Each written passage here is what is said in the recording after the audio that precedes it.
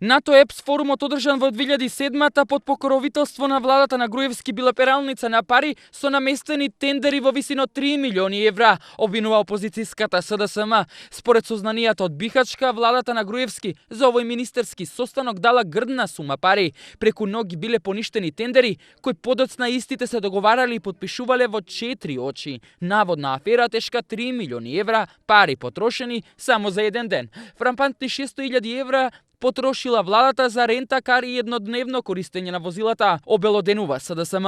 За скенери и детектори 350.000 евра, опрема и видеонадзор 120.000 и незамисливи 100.000 отишле за мебел, а пак за облека, јарболи, чаршафи и завеси, според СДСМ, се потрошени 140.000 евра. ЕАП самитот беше самит на НАТО организиран во Македонија.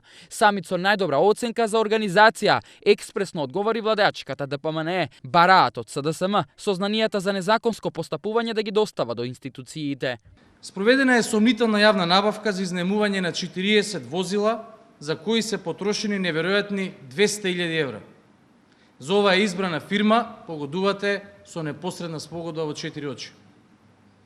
Истата портокалова шема е искористена и за изнемување на повеќе од 60 комби возила, за кои владата на Груевски потрошила уште по-неверојатни 400.000 евра. Тврдам дека се е согласно со законските процедури и тоа може да се провери јавно и транспарентно е објавено на страницата на Бирото за јавни набавки. А ако СДСМ има сознание за евентуални незаконски постапувања, јавно ги повикува.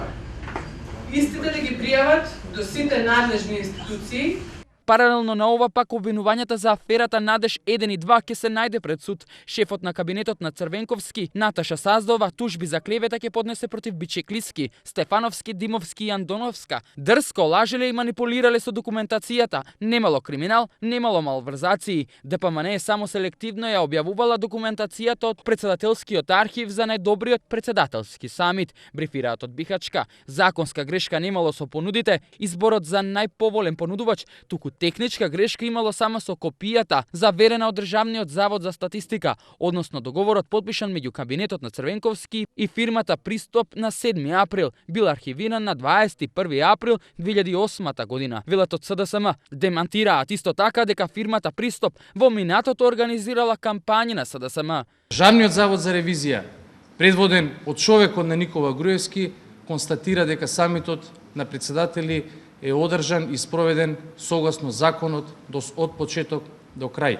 Господата од СДСМ да има ист таков однос и кон налогодавачот на аферата Надеж 1 и Надеж 2, Бранко Црвенковски.